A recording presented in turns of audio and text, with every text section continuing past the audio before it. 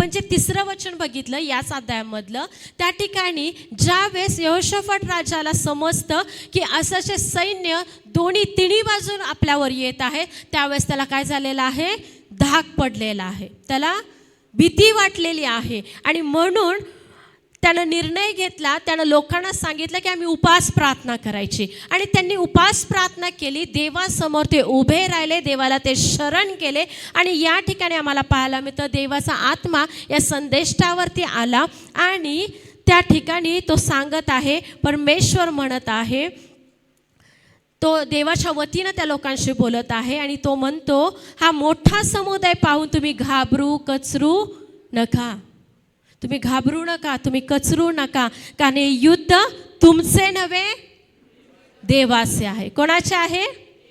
देवाचे आहे. ह्या जीवनामध्ये आम्ही जगत असताना सुद्धा वेगवेगळ्या आव्हानांना आम्हाला सामोरं जावं लागतं, वेगवेगळ्या शत्रूचे वार आमच्यावरती येतात, पण आम्हाला घाबरायचं नाही आहे, आम्हाला कचरायचं नाही आहे, कारण हे युद्ध आमचं नाही आहे तर परमेश्वराचं आहे आणि परमेश्वर आमच्या वतीनं लढणारा आहे. निर्गम 14:14 काय सांगतं? तुम्ही शांत राहा, परमेश्वर तुमच्या वतीनं लढेल. या ठिकाणी देखील परमेश्वर त्यांना सांगत आहे, तुम्ही घाबरू नका, कचरू नका, कारण युद्ध तुमचे नव्हे तर देवाचे आहे. उद्या त्यांच्याशी सामना करावया जा. बघा, ही लोक घाबरलेली आहेत, पण परमेश्वर काय सांगत आहे, त्यांचा तुम्ही काय करा, सामना करा, कारण परमेश्वर त्यांना अलौकिकरित्या प्रोटेक्शन देणार होता, अलौकिक संरक्षण त्यांना तो देणार होता. आणि म्हणून परमेश्वर स्वतः त्यांना सांगत आहे की त्यांच्याशी तुम्ही काय करा, सामना करावयास जा. पहा, ते सिसट घाट चढून येत आहेत. म्हणजे बघा, देवाचा आत्मा हे देखील आम्हाला दाखवतो, ज्यावेळेस आम्ही उपास प्रार्थना करतो त्यावेळेस काय गोष्टी घडणार आहेत हे परमेश्वराचा आत्मा आम्हाला दाखवतो. या अलौकिक गोष्टी बघायच्या तुम्हाला, अलौकिक गोष्टी देवबापानं तुमच्याशी बोलायला पाहिजे, काय करायला पाहिजे मग आम्हाला? उपास प्रार्थना. आणि फक्त उपास प्रार्थना नाही तर देवाच्या इच्छेने उपास प्रार्थना करायला पाहिजे. त्यावेळेस देवाचा आत्मा आम्हाला सांगणार, पुढील गोष्टी सांगणार, झालेल्या गोष्टी सांगणार, पुढं आम्हाला काय करायचं आहे हे देखील सांगणार. प्रियानो, आज मला तुम्हाला सांगू द्या, तुम्ही कुठल्या तरी परिस्थितीमध्ये आहात, ती परिस्थिती घेऊन तुम्ही देवाच्या चरणाजवळ बसलात, तुम्ही उपास प्रार्थना करून यातून प्रभू मार्ग कसा काढू हे जर तुम्ही विचारता तर देवाचा आत्मा तुमच्याशी बोलणार. स्वतः देव तुम्हाला सांगणार की तू कसा मार्ग काढायचा आहेस. जसं या ठिकाणी बघा, शत्रू कुठून येणार आहेत देवाचा आत्मा त्यांना काय करत आहे, सांगत आहे. त्या संदेशाद्वारे त्यानं काय केलं, देवानं काय केलेलं आहे, सांगितलेलं आहे. आणि शत्रू सिसाट घाट चढून येत आहेत हे त्यांनी सांगितलेलं आहे. यरुयेल राणापुढे जेथे खोरे संपते तेथे तुम्ही त्यास गाठाल. तुम्ही कुठं जाऊन त्यांना गाठायचं आहे हे देखील देवाचा आत्मा त्यांना सांगत आहे. अशी गोष्ट आमच्या बाबतीत घडू दे का? ही अलौकिक गोष्ट आहे ना, वाटते की नाही? होणाऱ्या गोष्टी जर आधीच समजतात की शत्रू कुठून येणार आहे, कुठं आम्हाला जाऊन त्यांना गाठायचं आहे, अलौकिक गोष्ट आहे प्रियानो. आणि हे फक्त आम्ही आत्मिक नेत्राद्वारे पाहू शकतो. आत्म्यानं आत्म्याशी, देवाच्या आत्म्याशी आम्ही एक झाल्यानंतर ह्या गोष्टी घडू शकतात प्रियानो, आम्ही हे ऐकू शकतो. जर अलौकिक गोष्टींवर आम्ही विश्वास ठेवणारे लोक आहोत तर या गोष्टी आमच्या जीवनामध्ये होणार. अलौकिक गोष्टी आम्हाला दिसणार आहेत, पुढं काय होणार आहे हे सुद्धा परमेश्वर आम्हाला दाखवतो प्रियानो. पुढं म्हटलेलं आहे, या लढाईत तुम्हास लढावे लागणार नाही. किती महान परमेश्वर आहे ना आमचा, तो आमच्या वतीनं लढणार आहे. फक्त त्याला एकच गोष्ट आमच्याकडून पाहिजे आहे. काय हो, काय पाहिजे आहे? आम्ही नम्र होऊन त्याच्या चरणाजवळ गेलं पाहिजे, आम्ही त्याचा धावा केला पाहिजे. आणि तो परमेश्वर अद्भुतरित्या आमच्या जीवनामध्ये तो काम करू इच्छित आहे प्रियाणो.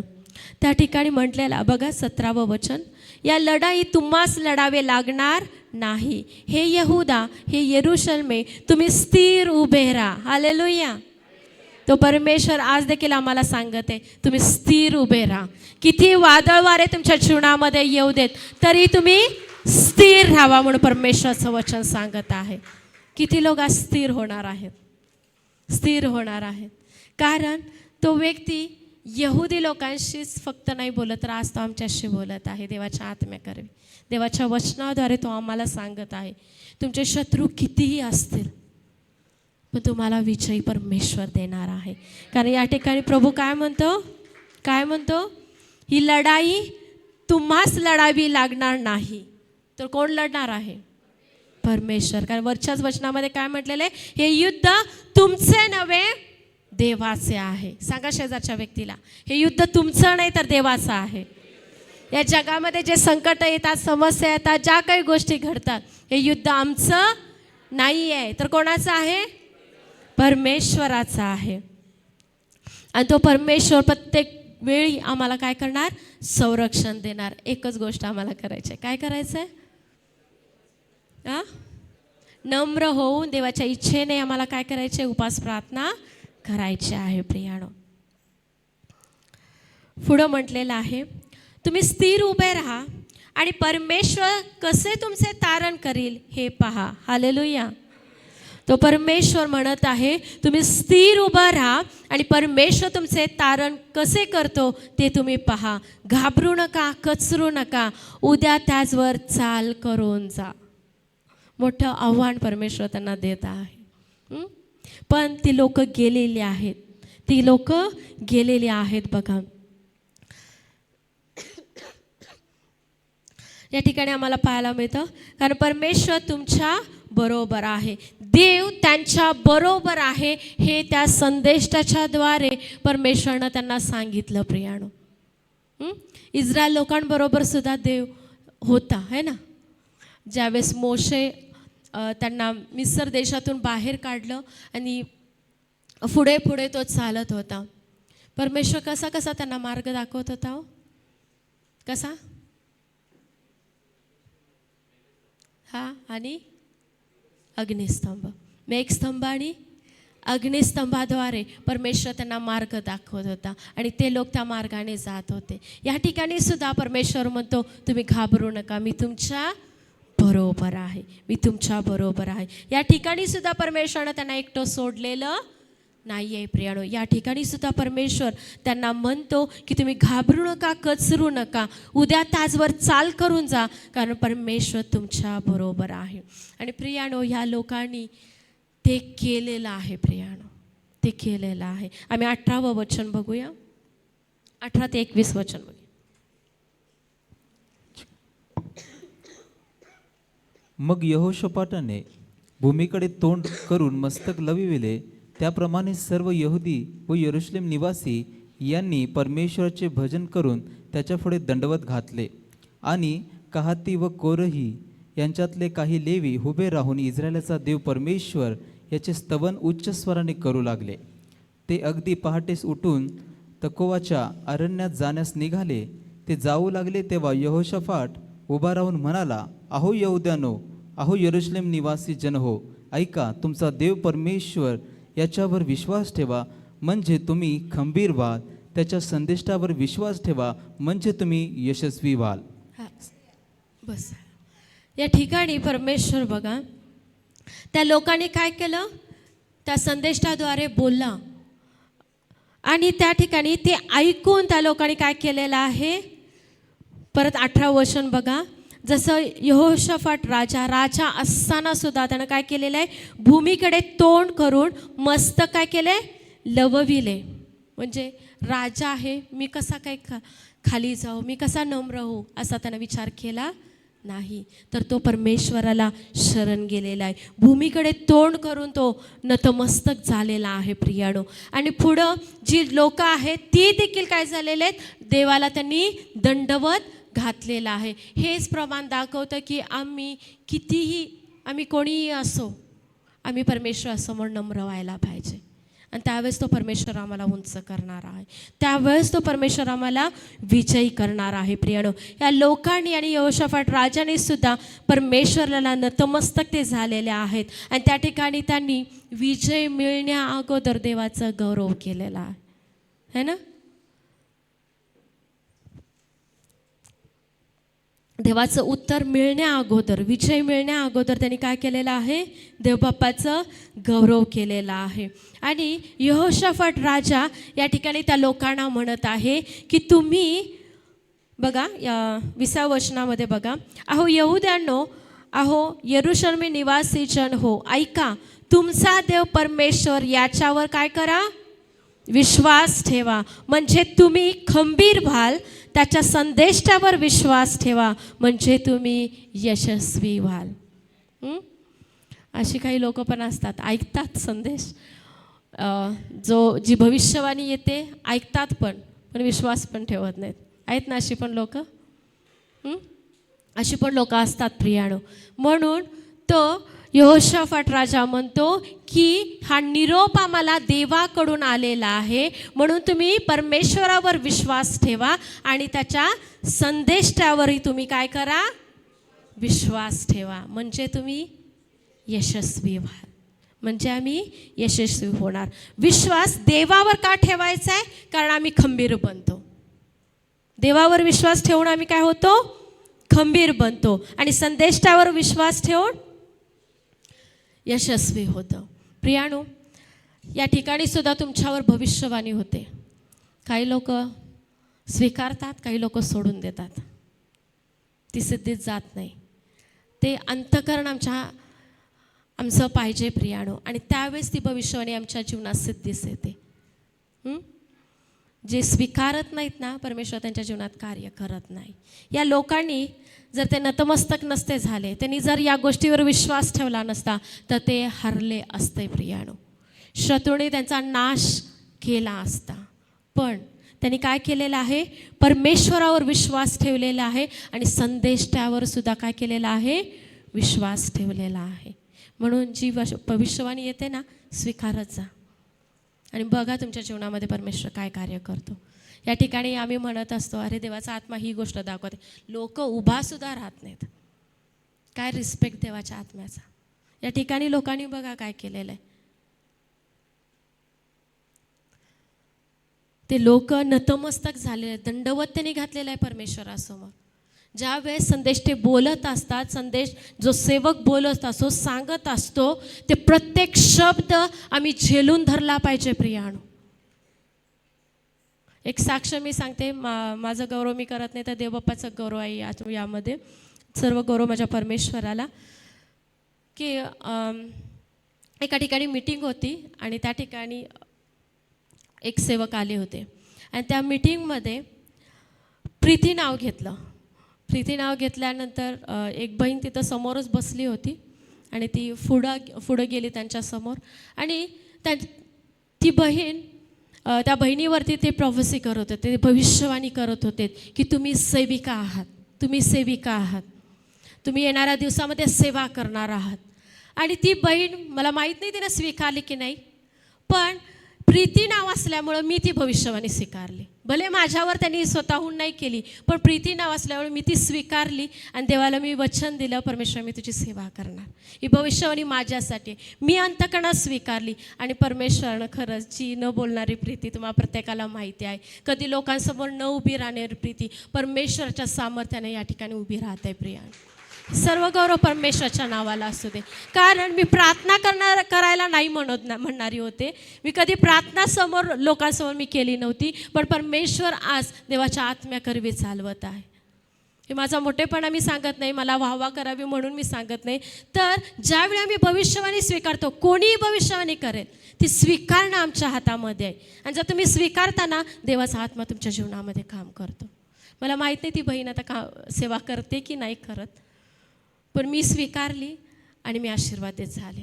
देवबापाच्या उपयोगाचं पात्र मी बनले म्हणून मी देवबापाला गौरव देत आहे. या परमेश्वरानं निवडलं. प्रियानो, ही स्वीकारणं खूप महत्त्वाचं आहे, भले कोणासाठी असू दे.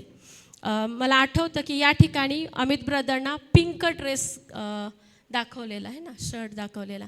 ज्या व्यक्तीने स्वीकारली तो व्यक्ती आशीर्वादित झाला. कोण आहे का इथं? कोणी तर स्वीकारलेली बघा, बुधवारचे येत होते ते. तू आहेस का? हां, तो मुलगा उभा राहा जरा. त्यानं ती भविष्यवाणी स्वीकारली आणि त्याच्या जीवनामध्ये काम झालं. प्रियानो, जर आम्ही स्वीकारतो ना, ते कोणासाठी होऊ दे, आम्ही स्वीकारतो तर आमच्यासाठी ही भविष्यवाणी होते प्रियानो. परमेश्वर कार्य करतो, कारण देवबापाला शुद्ध अंतःकरण पाहिजे आहे, स्वीकारणारं अंतःकरण पाहिजे आहे. जर आम्ही स्वीकारत नाही तर ती गोष्ट आमच्या जीवनामध्ये होत नाही प्रियानो. आणि म्हणून जो काही शब्द देवाच्या आत्म्याकरवी येईल तो प्रत्येक शब्द स्वीकारा प्रियानो. परमेश्वर तुमच्या जीवनामध्ये काम करेल. तर आपण बघत आहोत की यहोशाफाट राजा सांगतो की परमेश्वरावर विश्वास ठेवा आणि त्याच्या संदेष्टावरही तुम्ही काय करा, विश्वास ठेवा, म्हणजे तुम्ही खंबीर व्हाल आणि यशस्वी व्हाल. सैन्याबरोबर बाहेर जाताना परमेश्वराचा धन्यवाद करा, कारण त्याची दया सनातन आहे. आपण बघतो प्रियाणू की त्या लोकांनी काय केलेलं आहे, देवाला स्तोत्र त्यांनी गायलेली आहेत, देवाचं गौरव त्यांनी केलेला आहे की परमेश्वर आमच्या वतीनं लढणार आहे आणि आम्ही जिंकणार आहोत. हा विश्वास त्यांनी परमेश्वर दाखवला प्रियाणो. जे संदेशाद्वारे आलेलं प्रत्येक जे वचन आहे ते त्यांनी स्वीकारलं की ही लढाई आमची नाही तर ही देवाची आहे, हे युद्ध देवाचं आहे आणि आम्ही देव आमच्या बरोबर आहे तर आम्ही जिंकलेले आहोत, आतापासूनच जिंकलेले आहोत. ते जाहीर करत आहे, देवाचं ते काय करत आहेत, गौरव करत आहेत प्रियाणो. 22वं वचन आपण वाचूया.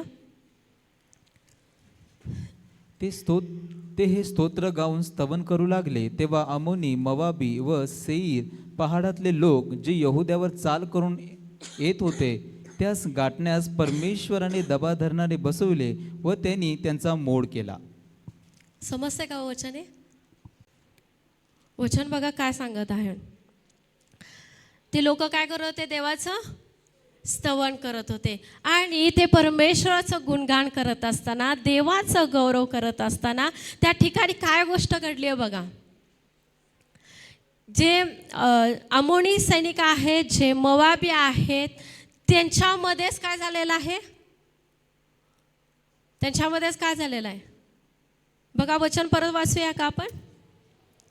अमोनी, मोवाबी व सरई पहाडातले लोक जे यहुद्यावर चाल करून येत होते त्यास गाठण्यास परमेश्वराने दबा धरणारे बसवले व त्यांनी त्यांचा मोड केला. या ठिकाणी जे शत्रू यहोशाफाट राजाशी लढायला आले होते, यहुदी लोकांशी लढायला आले होते, परमेश्वरानं काय केलं, त्यांना गाठण्यासाठी, त्या शत्रूंना गाठण्यासाठी परमेश्वराने दबा धरणारे लोक काय केले, त्या ठिकाणी बसवले. आणि त्या लोकांना वाटलं की हेच आमचे शत्रू आहेत, म्हणून त्यांनी काय केलं, एकमेकांनाच ते काय झाले, मारायला लागले. म्हणजे त्यांच्यामध्येच काय झालं, युद्ध सुरू झालं. समजत आहे, समजत आहे काय झालं या ठिकाणी. ते जे तीन सैनिक जे यहोशाफाट राजावर लढायला येणार होते ते आपापसातच लढू लागलेत. हे देवबापाचं अलौकिक कार्य आहे, हे अलौकिक संरक्षण आहे की त्या लोकांना वाचवण्यासाठी परमेश्वरानं काय केलं, त्यांच्यामध्येच तेच एकमेकांना काय करायला लागले, मारायला लागले, त्यांचा वध करायला लागले. पुढचं वचन बघा, 23वं वचन. अमोनी व मोवाबी सरई पहाड येथील लोकांच्या अजिबात कत्तल उडवून त्यांचा विध्वंस करावा म्हणून त्याचवर ते उठले. बघा समजलं, तेच लोक त्यांच्यावरती काय झाले, एकमेकांना ते मारायला लागलेत. आणि या ठिकाणी आम्हाला बघायला मिळतं, सरई निवाशांचा निपात केल्यावर ते एकमेकांचा वध करू लागलेत. त्यांनीच एकमेकांना मारलं. ती यहुदी लोक एका बाजूला राहिलेत, यरूशलेम लोक जे आहेत ते बाजूला राहिलेत, यहोशाफाट राजा बाजूला राहिला, ही सगळी लोक एका बाजूला राहिलीत आणि जे सैनिक त्यांना मारायला नाही तेच आपापसात काय झालेत, लढायला लागलेत. काही लोकांना समजत नाही आवडतं अजून. हां, समजलं की नाही, समजलं काय झालं, आपापसात लढाई झाली आणि परमेश्वरानं आपल्या लोकांना वाचवलं. जे परमेश्वराला शरण गेलेत त्या लोकांना परमेश्वरानं वाचवलं आणि जे शत्रू होते त्यांनाच एकमेकांशी लढायला लावलं. हे कार्य परमेश्वर आमच्या जीवनामध्ये करू शकतो. प्रियानं, तुमच्या किती शत्रू उठते पण परमेश्वर तयार आहे त्यांच्याशी लढायला. त्या लोकांमध्येच काय होईल, भांडण होईल आणि तुम्ही बाजूला राहणार. पाहिजे असं संरक्षण? पाहिजे? किती लोकांना पाहिजे आहे? ज्या लोकांना पाहिजे आहे ते परमेश्वराला म्हणते की प्रभू तू मला अलौकिक संरक्षण दे, माझ्या शत्रूंपासून बचावण्यासाठी तू मला अलौकिक संरक्षण दे. अजून एकदा म्हणा.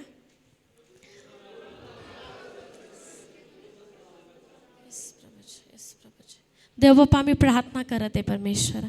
देव बाप्पा तुझ्याकडे आज आम्ही मागत आहे. आपण प्रत्येकजण स्वर्गाकडे हात करूया प्रियानो, कारण स्वर्गाकडून आम्हाला सहाय्य मिळतं. अलौकिक संरक्षण परमेश्वराकडून आम्हाला प्राप्त होतं. आम्ही देवबापाकडे हात करूया आणि त्या प्रभूला म्हणूया की परमेश्वरा आमच्यामध्ये ताकद नाही, शत्रूशी लढण्याची आमच्यामध्ये ताकद नाही, पण परमेश्वरा तू समर्थ आहेस, तू समर्थ आहेस, तू लढून आम्हाला विजय देणारा परमेश्वर आहेस, आम्हाला तू विजय देणारा परमेश्वर आहेस.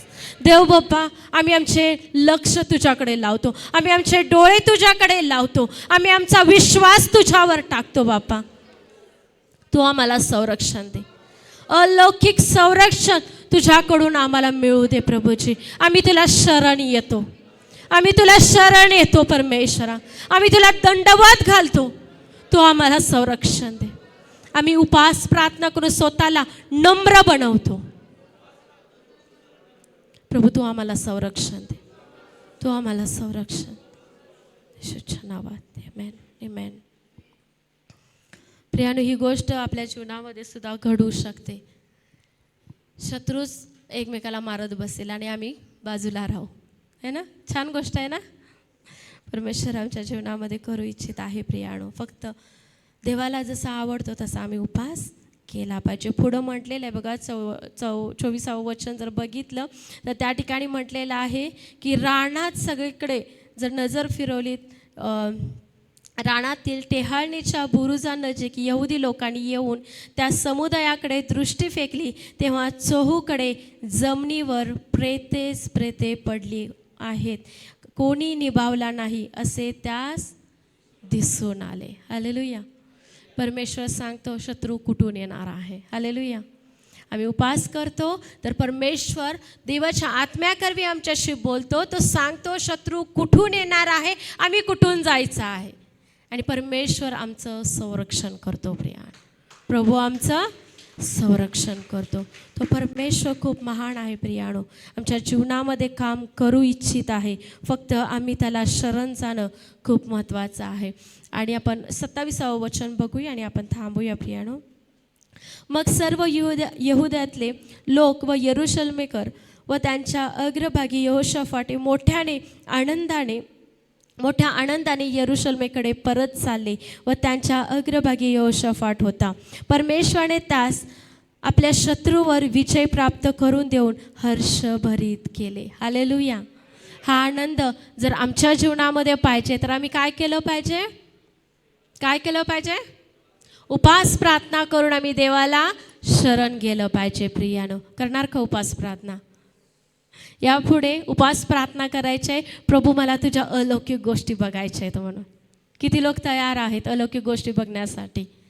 पण त्यासाठी उपास प्रार्थना करायला पाहिजे, अन्न वर्ज करायला पाहिजे, है ना?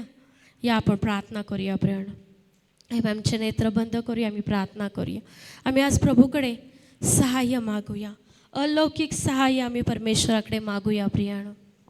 आणि प्रभूला एक विनंती आम्ही करूया की परमेश्वरा ज्या वेळी आम्ही उपास प्रार्थना करू त्यावेळी प्रभू आम्हाला अलौकिक संरक्षण तू दे. आमचा शत्रू कोणी माणूस नाही आहे, तर आमचा शत्रू कोण आहे? या आम्ही उठून उभं राहूया प्रियानो. आम्ही देव बाप्पा पुढं नम्र लीन अंतःकरणाने जाऊया. Thank you Jesus. धन्यवाद राजा, धन्यवाद राजा, धन्यवाद राजा. Thank you Jesus. या उपास प्रार्थनेचं महत्त्व आपण पाहिलेलं आहे. जे लोक उपास प्रार्थना करून स्वतःला नम्र करतात, जे प्रभूला शरण जातात, त्यांना परमेश्वर कसं अलौकिकरित्या वाचवतो, त्यांच्या शत्रूंना तो कसं लढवतो आम्ही नीट पाहिलेलं आहे प्रियानो. ज्या पद्धतीने याकोबाचं वचन म्हणतं याकोब 4 मध्ये, प्रभू समोर नम्र व्हा, त्या सैतानाला अडवा, तो तुमच्यापासून पळेल. आमचा शत्रू सैतान आहे. त्या सैतानाची जात फक्त उपवास आणि प्रार्थनेला घाबरते. ते त्यांच्या लढतील. फक्त गरज आहे देवाची इच्छेने उपवास आणि प्रार्थना करण्याची. आज निर्णय घ्या प्रियानो. आजपासून ज्या उपवास प्रार्थना कराल त्या उपवास प्रार्थना उत्तर घेऊन येतील. अलौकिक गोष्टी घेऊन तुमच्या जीवनामध्ये येतील. Thank you Jesus, thank you Jesus.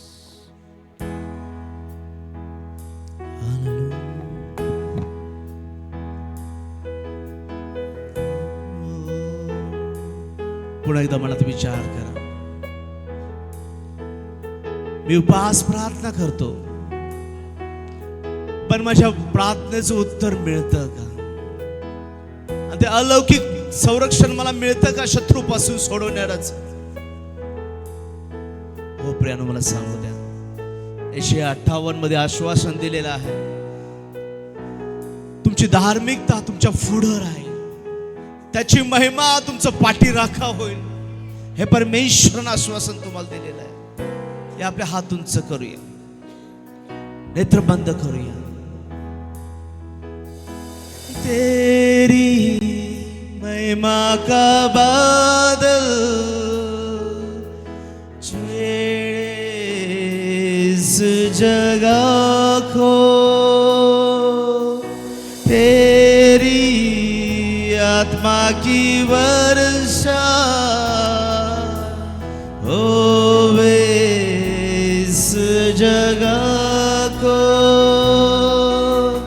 तेरी माँ का बादल घेरे इस जगह को. हे प्रभु मुझे झूले झूले हम सभी को. हे प्रभु हमें झूले झूले हम सभी को. Hallelujah hosanna, hallelujah hosanna. Louder, मोठ्याने. हालेलुया होसाना.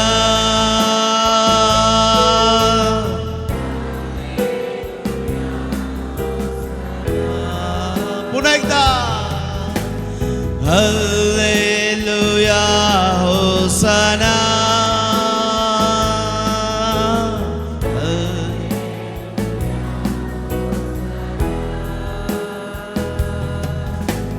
तेरी आत्मा की वर्षा